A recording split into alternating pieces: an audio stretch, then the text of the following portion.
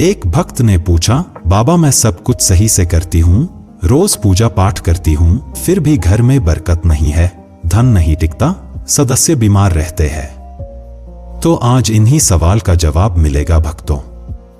घर के मंदिर में जलने वाले दीपक, घंटी रोज धोने वालों, गौर से सुन लो, वरना पूरा घर हो जाएगा बर्बाद। आप सभी का दिल से, आत्मा की गहराइयों से स्वागत है। दोस्तों, जीवन में चाहे कितनी भी मुश्किलें क्यों न आए, एक चीज कभी मत भूलिए, पूजा मंदिर में रखी घंटी, देवी देवताओं की मूर्तियां और जलते दीपक के साथ कुछ गलतियां ऐसी होती हैं जो अगर हो गईं तो किस्मत का पहिया उल्टा घूमने लगता है। ऐसा दुर्भाग्य आता है कि संभलना भी नामुमकिन हो जाता है। घर में बरकत रुक जाती है, खुशियां सूख जाती हैं और गरीबी ऐसे कदम जमा लेती है कि चाहकर भी हटती नहीं। भक्तों, हो सकता है आप भी अनजाने में वही गलतियां कर रहे हों। इसलिए पैसा पास टिकता नहीं, घर में अशांति रहती है और सफलता बस दूर से हाथ हिलाती है। हम बिना समझे, जाने अनजाने कुछ ऐसा कर बैठते हैं जो हमारे भाग्य का दरवाजा बंद कर देता है। और जब सब हाथ से निकल जाता है, तब हमारे पास रह जाता है सिर्फ पछतावा और ताने। लेकिन घबराइए मत। आज इस वीडियो में हम आपको पूजा मंदिर से जुड़ी वे रहस्यपूर्ण बातें बताएंगे, जिन्हें सुनकर आपका दिल खुद कहेगा, गुरुजी, आपने तो मेरी सोई किस्मत जगा दी। तो दोस्तों, इस वीडियो को अंत तक देखना, क्योंकि ये सिर्फ जानकारी नहीं, ये आपकी जिंदगी बदलने की कुंजी है। पूज्य गुरुजी ने कहा है, बहुत से लोग पवित्र वस्तुओं को धर्म का प्रतीक मानकर मंदिर में रख लेते हैं, लेकिन वहीं सबसे बड़ी गलती कर बैठते हैं। आज हम आपको विस्तार से बताएंगे पूजा मंदिर में कौन सी चीजें रखनी शुभ हैं और कौन सी अशुभ। दीपक कितने बजे जलाना चाहिए और जलाते समय कौन सा मंत्र बोलना चाहिए। घंटी कब बजानी है, सुबह या शाम, और कितनी बार। शंख कब और कैसे बजाना चाहिए और बजाते समय किस मंत्र का जाप करना चाहिए। दीपक रोज धोना चाहिए या नहीं। मंदिर में कितनी मूर्तियां रखनी चाहिए और क्यों। ये 7-8 बातें छोटी लग सकती हैं, लेकिन इनका असर आपकी किस्मत पर सीधा पड़ता है। भक्तों, इस तरह की जानकारी आपको कहीं और नहीं मिलेगी, चाहे आप लाखों करोड़ों खर्च कर दें। हम अपने मन से कोई कहानी नहीं गढ़ते। यह सब ज्ञान है ज्योतिष शास्त्र, धर्मशास्त्र और ऋषिमुनियों की वाणी से लिया हुआ, जिसे हम आपके लिए आसान भाषा में लेकर आते हैं। और हां, एक भक्त ने हमसे पूछा था, गुरुजी, मैं रोज पूजा करता हूं, लेकिन फल क्यों नहीं मिलता, उल्टा नुकसान ही हो जाता है। इस वीडियो में मैं आपको इस रहस्य का भी जवाब दूंगा। दोस्तों, देखिए, हमारा काम है आपको सच्ची और सही सलाह देना। हम आपको जब भी कुछ बताते हैं, वो आपके भले के लिए होता है। अब इसे मानना या ना मानना, ये पूरी तरह आपकी मर्जी है। लेकिन भक्तों, एक बात दिल पर हाथ रखकर कहेंगे, अगर मान लोगे तो आपका बेड़ा पार हो जाएगा। इस वीडियो को अंत तक देखने के बाद आपको किसी भी तरह की परेशानी का सामना नहीं करना पड़ेगा। आगे आपकी समझ, आप खुद ही इतने बुद्धिमान हो कि सही गलत का फर्क जान सकते हो। तो चलिए भक्तों, बिना समय गवाए शुरू करते हैं आज का ये बेहद खास और जीवन बदलने वाला वीडियो। पूज्य गुरुजी कहते हैं, पूजा हमारे जीवन का अभिन्न हिस्सा है। हर कोई किसी ना किसी देवी देवता की आराधना करता है। कोई मां दुर्गा के चरणों में शीश झुकाता है, तो कोई भगवान विष्णु के नाम का स्मरण करता है। और हां, उनकी पूजा का फल भी मिलता है। लेकिन क्या आप जानते हैं, छोटी छोटी अनजानी गलतियां ही उस फल को रोक देती हैं। ये गलतियां इतनी मामूली लगती हैं कि हम इन्हें नजरअंदाज कर देते हैं, लेकिन शास्त्रों में साफ लिखा है, पूजा में पूर्ण फल पाना है तो इन बातों का ध्यान रखना जरूरी है। आज हम बात करेंगे घर के मंदिर में दीपक और घंटी के सही उपयोग के बारे में। क्या दीपक को रोज धोना चाहिए या हफ्ते में 1-2 बार? धातु का दिया हो तो कब और कैसे साफ करना चाहिए? मिट्टी के दीपक का सही समय और सही अवसर कौन से हैं? मंदिर में किस प्रकार की घंटी का उपयोग सबसे शुभ माना जाता है? घंटी कब बजानी है, कितनी बार बजानी है और क्या शाम की पूजा में घंटी बजाना उचित है? इन सभी सवालों के जवाब आपको आज के इस वीडियो में मिलेंगे। भक्तों, एक बात याद रखिए, अधूरी जानकारी कभी कभी नुकसानदेह साबित होती है, इसलिए इस वीडियो को अंत तक देखना जरूरी है। कुछ लोग होते हैं जो वीडियो को इधर उधर से काट कर देखते हैं, बीच से स्किप करते हैं और फिर कहते हैं कि जीवन में सफलता क्यों नहीं मिल रही। अरे, जब ज्ञान ही आधा अधूरा ले रहे हो तो फल पूरा कैसे मिलेगा? और सच कहूं तो कई लोग तो नाच गाने और अर्धनग्नता वाले वीडियो पूरे देख लेते हैं, लाइक भी करते हैं, सब्सक्राइब भी करते हैं, लेकिन जब हम आपके भले के लिए ज्ञान की बात करते हैं तो आधा छोड़कर चले जाते हैं। फिर शिकायत करते हैं कि जीवन में अंधकार क्यों है। भक्तों, ये ज्ञान आपको कहीं और नहीं मिलेगा, ना किताबों में इतनी साफ भाषा में, ना किसी पंडित से मुफ्त में। तो इसे छोड़ना अपने जीवन की बरकत छोड़ने के बराबर है। अब फैसला आपका है, देखो या अनदेखा करो, लेकिन जो देखेंगे और समझेंगे उनका कल जरूर उज्जवल होगा। तो चलिए भक्तों, बिना और सफाई दिए शुरू करते हैं आज का ये पवित्र और जीवन परिवर्तनकारी सफर। भक्तों, सबसे पहले बात करते हैं मिट्टी के दिए की।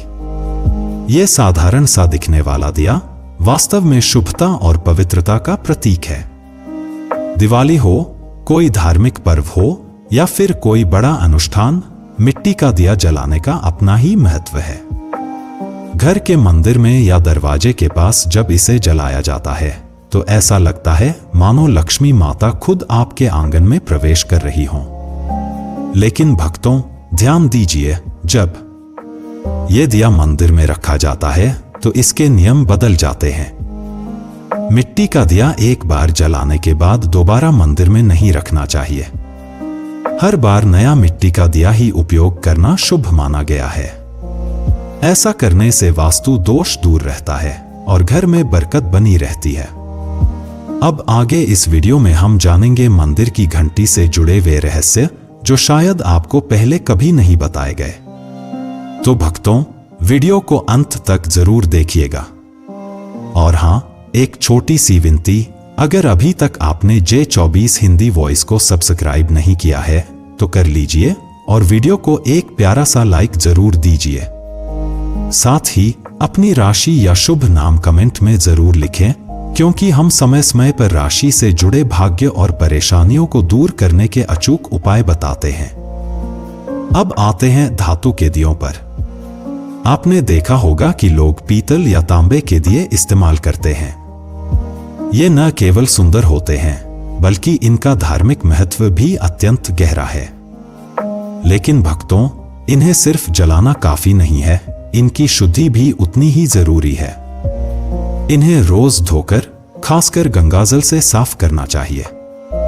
गंगाजल से धोने पर दिया पवित्र हो जाता है और घर में सकारात्मक ऊर्जा चारों ओर फैल जाती है। अगर आप हफ्ते में केवल 1-2 बार इन्हें साफ करते हैं तो ये पूरी तरह से शुद्ध नहीं हो पाते, इसलिए इसे अपनी रोजाना की आदत बना लें। और अब आते हैं घर के मंदिर की घंटी पर। पीतल की घंटी की ध्वनि ऐसी होती है जो वातावरण की नकारात्मक ऊर्जा को तुरंत दूर कर देती है और सकारात्मकता का प्रवाह बढ़ा देती है। लेकिन भक्तों, इसे कभी भी दक्षिण दिशा में न रखें, ये अशुभ माना जाता है। घंटी को हमेशा पूजा स्थल के पास या मंदिर के प्रवेश द्वार पर रखें। सबसे शुभ घंटी वह होती है जिस पर गरुड़ की नक्काशी हो। इसे गरुड़ घंटी कहते हैं और इसे अत्यंत पवित्र व फलदायक माना गया है। अब सवाल आता है, घंटी कितनी बार बजानी चाहिए? भोग लगाते समय घंटी को 5 बार बजाएं। ऐसा करने से भगवान भोग को जल्दी स्वीकार करते हैं। पूजा के दौरान घंटी को जोर जोर से या लगातार नहीं बजाना चाहिए, सिर्फ 3 बार बजाना ही उचित है। घंटी को हमेशा दाहिने हाथ से बजाएं और इसका मुख पूजा स्थल की ओर होना चाहिए।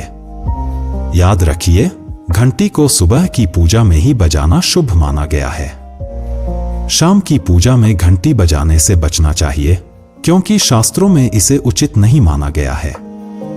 इन नियमों का पालन करने से आपका पूजा पाठ कई गुना अधिक फलदायक और प्रभावी हो जाएगा। भक्तों, ये बातें छोटी लग सकती हैं, लेकिन इनका असर आपकी किस्मत पर गहरा पड़ता है।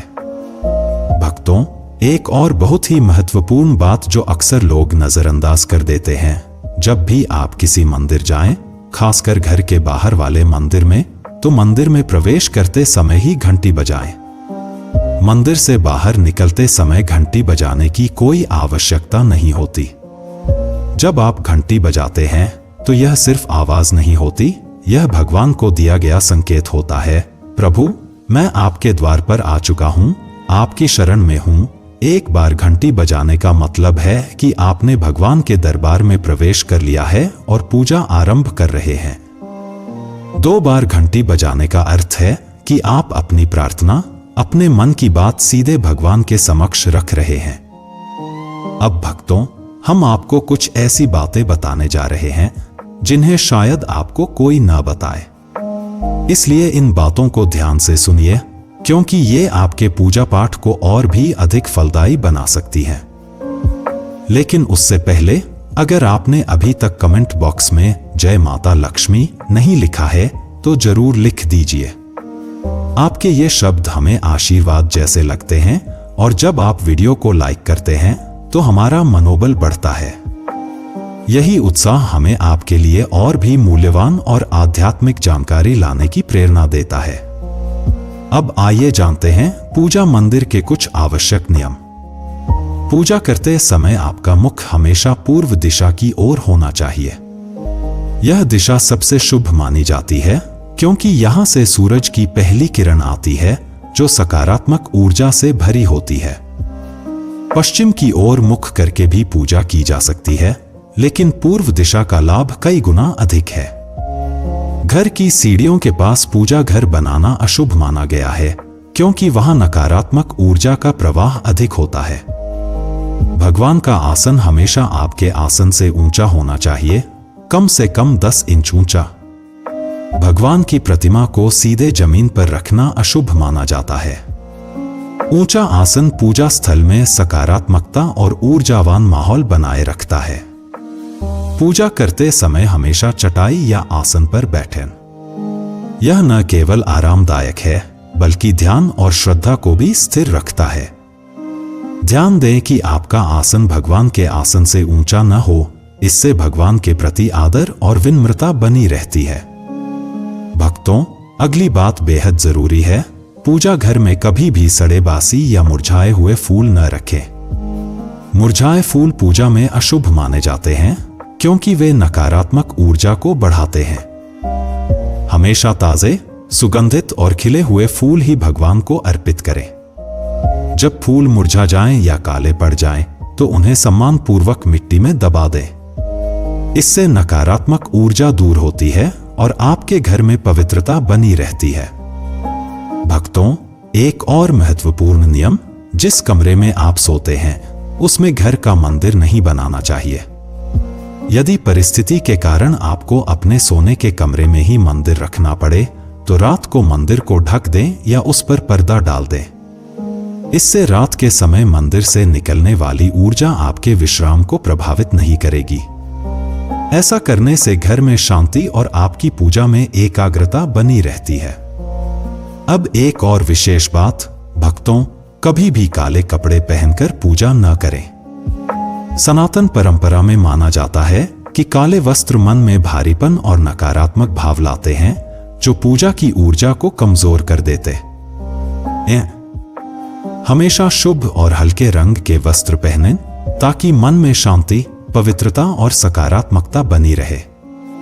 चलिए अब जानते हैं घर के पूजा मंदिर में किन चीजों को नहीं रखना चाहिए।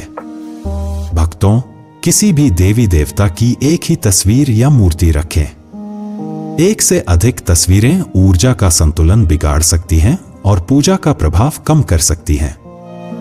एक ही रूप को स्थान दें ताकि भगवान की ऊर्जा पूरे मन से आपके जीवन में प्रवाहित हो। घर में शिवलिंग रखना अत्यंत पवित्र माना जाता है, लेकिन इसे सही दिशा में रखें। हमेशा उत्तर या पूर्व दिशा में रखें और स्वच्छ स्थान पर ही स्थापना करें। इसे शोरगुल या गंदे स्थान पर कभी न रखें। भगवान की टूटी हुई मूर्तियां या फटी तस्वीरें पूजा स्थान से तुरंत हटा दें। टूटी मूर्ति पवित्रता को कम करती है और सकारात्मक ऊर्जा के प्रवाह में बाधा डालती है। इसे शास्त्र सम्मत तरीके से त्याग दें। शंख भगवान की कृपा का प्रतीक है। गोमती चक्र से घर में समृद्धि आती है और जल से वातावरण शुद्ध होता है। जल को रोज बदलें और इन पवित्र वस्तुओं को हमेशा साफ रखें। रोज पूजा स्थल की सफाई करें। गंदगी से नकारात्मक ऊर्जा आती है और ध्यान भंग होता है। स्थान को सुंदर, सुव्यवस्थित और सुगंधित रखें ताकि मन सहज रूप से भगवान में लग सके। भक्तों, अब आइए जानें कि हमारे घर के पूजा मंदिर से जुड़े कुछ ऐसे नियम जिन्हें मानना बेहद जरूरी है। सबसे पहले, पूजा स्थान हमेशा घर के शांत और पवित्र कोने में होना चाहिए और अगर वह उत्तर पूर्व दिशा में हो तो सबसे उत्तम है। यह दिशा घर में सकारात्मक ऊर्जा का संचार करती है और आपकी पूजा को और प्रभावशाली बनाती है। ध्यान रहे, पूजा स्थल कभी बेडरूम या रसोई के पास न हो। ये स्थान दैनिक कार्य और हलचल से भरे होते हैं, जहां नकारात्मक ऊर्जा भी पनप सकती है। मंदिर के आसपास का वातावरण हमेशा साफ सुथरा और सुव्यवस्थित रखें ताकि आपका मन पूजा में एकाग्र हो सके। भक्तों, अब बात करते हैं दीपक और उनसे जुड़े महत्वपूर्ण नियमों की।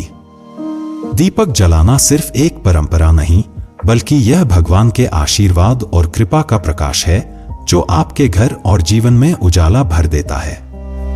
दीपक को हमेशा भगवान की मूर्ति के सामने रखें ताकि उसकी रोशनी सीधे भगवान तक पहुंचे और आपके पूजा स्थल को पवित्रता से भर दे। याद रहे, टूटा हुआ दीपक कभी ना जलाए और पूजा के समय एक साथ 2 दीपक, खासकर तेल और घी के, भी ना जलाए, क्योंकि दोनों की ऊर्जा अलग होती है और गलत तरीके से जलाने से पूजा की शक्ति कम हो सकती है। वास्तु के अनुसार घी का दीपक बाईं ओर और तेल का दीपक दाईं ओर रखना शुभ होता है। लेकिन ध्यान रहे, दीपक कभी भी पश्चिम दिशा में न रखें। दीपक के लिए उत्तर या पूर्व दिशा सबसे अच्छी मानी जाती है। साथ ही बत्ती का मुंह भी हमेशा इन दिशाओं की ओर होना चाहिए ताकि सकारात्मक ऊर्जा का प्रवाह और अधिक बढ़ सके। घी के दीपक में रुई की बत्ती और तेल के दीपक में लाल मौली की बत्ती का प्रयोग करें। रुई की बत्ती से प्रकाश स्थिर और शुद्ध होता है, जबकि लाल मौली वाली बत्ती से वातावरण में शुभ ऊर्जा का संचार होता है। नवरात्रि या विशेष अवसरों पर मां दुर्गा और मां लक्ष्मी के सामने गोल बत्ती का दीपक न जलाएं, क्योंकि इसे अशुभ माना जाता है। और एक नियम और याद रखें, घी का दीपक जलाने के तुरंत बाद तेल का दीपक न जलाएं। इनके बीच थोड़ा अंतर रखें ताकि वातावरण में संतुलन और पवित्रता बनी रहे।